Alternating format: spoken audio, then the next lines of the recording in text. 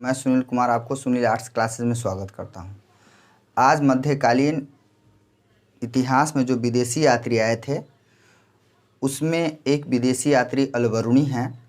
अलबरूनी जो यहाँ रहे, यहाँ आने के बाद यहाँ जो रहे, यहाँ पर सारे विधि व्यवस्था, रीति रिवाज, मूर्ति कला, जाति व्यवस्था, पूरे भारतीय सामाजिक, सांस्कृतिक, राजनीतिक और धार्मिक दृष्टिकोण से देखते हुए जो एक ग्रंथ, ऐसे वो 20 ग्रंथ लिखे थे, परंतु एक ग्रंथ है जिसका नाम है, यहाँ लिखा है तहकीक-ए-हिंद या किताबुल-हिंद। तहकीक-ए-हिंद या किताबुल-हिंद बहुत महत्वपूर्ण प्रश्न है बच्चों। 12th के एग्ज़ाम में सबसे अधिक बार पूछा हुआ है कि ये तहकीक-ए-हिंद या किताब-उल-हिंद किस भाषा में लिखा गया है, तो ये है अरबी भाषा, इसीलिए हमने इसको ऊपर लिखा है। ठीक, चलिए पहले हम जान लेते हैं इस पुस्तक के पृष्ठभूमि को। इस पुस्तक क्यों लिखा गया, इसका उद्देश्य क्या था, किसने लिखा। तो आपको बता दें, अलबरूनी एक विदेशी यात्री था जिसका जन्म 4 दिसंबर 973 ईस्वी के एक ख्वारिज्म है, ख्वारिज्म के एक बेरू नामक जगह है, ख्वारिज्म के बेरू नामक स्थान पर हुआ था। उसके बाद वहाँ पर 1017 ईस्वी में आक्रमण कर दिया गजनी के सुल्तान महमूद सुल्तान ने। आक्रमण वहाँ किया 1017 में, तो वहाँ आक्रमण करने के बाद ख्वारिज्म पर जब आक्रमण किया तो वहाँ से बहुत सारे विद्वानों को अपने साथ लेकर वापस आ गया, उसी में अलबरूनी भी था। ठीक है, 1024 ईस्वी में वह भारत आया मोहम्मद गजनी के साथ। तो एक ये भी प्रश्न पूछता है कि मोहम्मद गजनी के साथ कौन से विदेशी यात्री आए थे, अलबरूनी, या अलबरूनी किसके साथ भारत आए, तो 224 ईस्वी में मोहम्मद गजनी के साथ। ठीक है, 1048 ईस्वी तक वो जीवित रहे।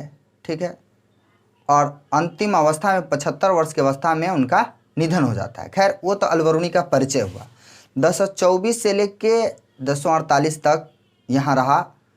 यहाँ जो रहे, यहाँ पर रहने के दरमियान उन्होंने बहुत सारे कोशिशों से, बहुत सारे सीखने के बाद, संस्कृत सीखने के बाद वह यहाँ पर रह के 20 ग्रंथ लिखे। ठीक है, अब यहाँ के इतिहास की जानकारी के लिए इसको महाभारत जैसे महान ग्रंथ भी पढ़ना पड़ा, या पुराण है वो भी पढ़ना पड़ा। ठीक है, इसके लिए ये ब्राह्मणों के शरण में जाके, जो पुरोहित हुआ करते थे, या यूँ कहे जो ब्राह्मण देवता जो भी थे, उनके शरण में जाकर इन्होंने बहुत सारे शिक्षा ग्रहण किए। एक मुसलमान एक ब्राह्मण के यहाँ जाकर शिक्षा ग्रहण किया, ये उनके लिए बहुत कठिन समय बीता।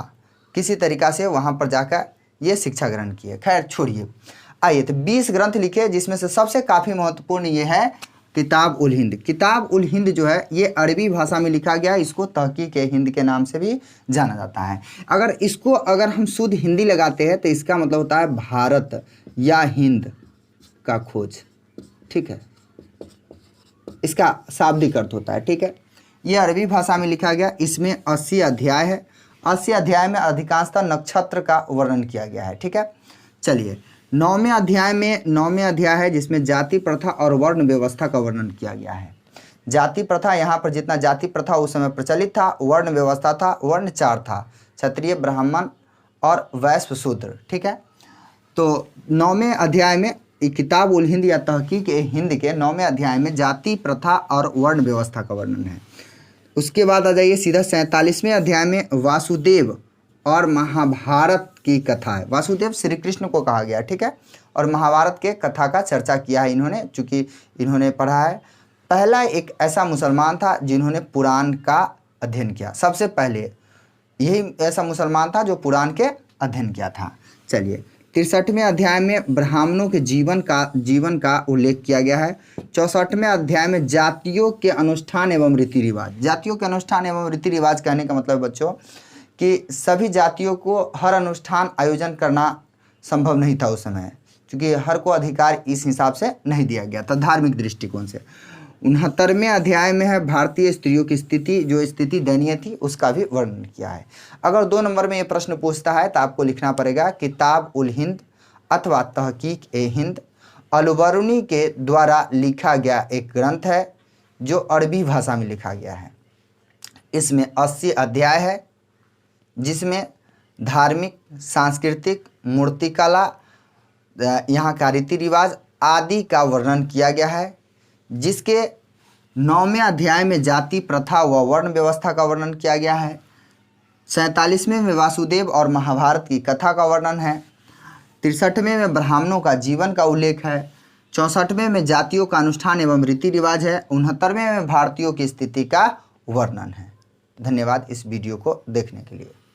हालांकि इसका ये जो है भारतीय की स्थिति के उद्देश्य है, तो आपके मन में ये प्रश्न उठता होगा, तो भाई इस पुस्तक की ज़रूरत क्या थी, इतना पॉपुलर हुआ क्यों, ये उद्देश्य क्या था कि यहाँ जो है यहाँ आकर यहाँ के बारे में लिखना या पुस्तक के लिखना। तो देखिए, जितने भी यात्री आते थे सब अपने जो है अपने साथ कुछ न कुछ लिख कर ले जाते थे, पता मतलब पूरी चीज़ जानकारी लिखे। क्यों? क्योंकि अपने स्वदेशी भाई, स्वदेशी मतलब यहाँ से लौटने के बाद अपने देश जाएगा तो वहाँ भारत की स्थिति और भारत के बारे में विशेष रूप से सबको जानकारी उपलब्ध कराने के लिए इसको लिखा गया था।